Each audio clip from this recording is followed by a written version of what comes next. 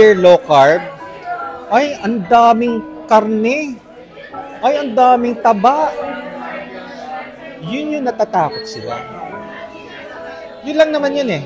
Pero pagka sa akin, hindi ka sosobra sa karne, hindi ka sosobra sa taba. Bakit?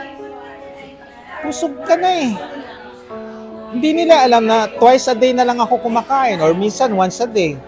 Kasi ang thinking ng iba, kumakain ka ng karne, ang daming karne, taba, ang daming taba, tapos 3 times a day. Tapos iisipin nila, ang merienda mo, taba rin. Hindi matatakot sila. Eh, hindi rin nila alam na very active ako. Kaya hindi pwedeng walang exercise. Ang pinaka-simplest na ini-start ko sa lahat ng mga sedentary, kahit sino, walk. Napaka-importante yung walk. Kahit 30 minutes lang, minimum 30 minutes.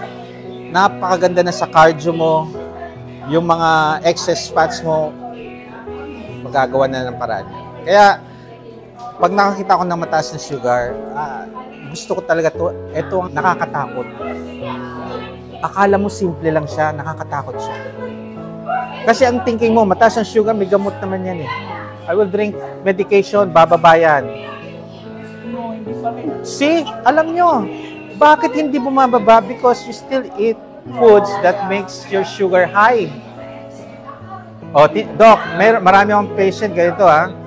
Doc, hindi na ako kumakain umiinom ng matatamis. Soft drinks, tinanggal ko. Cake, tinanggal ko na. Bakit ang taas pa rin ng HbA1c ko at saka yung sugar ko? O, eto na. O, sige. Kumakain ho kayo ng French fries. Kumakain ho ba kayo ng kamote? Oo, kamote pa rin. Saging, malalaki. Saging. O, eto yon.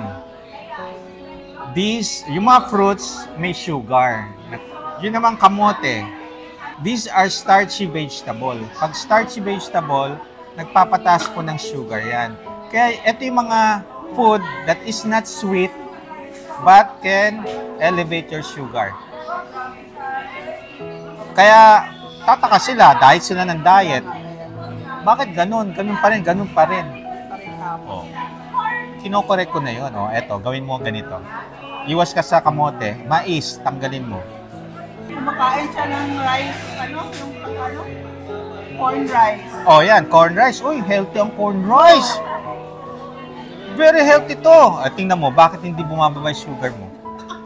Bakit hindi ka naglulus ng weight? Yun.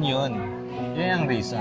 Ang thinking din natin, in moderation, magno-normal ang ating mga sugar in moderation. No, ang moderation sa umpisa lang. 1 week, 2 weeks magagawa mo. After a month, 2 months, 3 months, 1 year, bumabalik kayo, dumadami yung ano.